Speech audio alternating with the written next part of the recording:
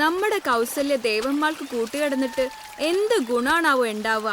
എനിക്കൊന്നും അറിയില്ലേ. നീ മുല്ലശ്ശേരി പട്ടരുമായിട്ട് ഒളിസേവ തുടങ്ങിയിട്ട് കാലം കുറെ ആയില്ലേ? അതിന് വല്ല ഗുണവും ഉണ്ടായോ എന്തോ? ഒരു ഗുണമുണ്ട്.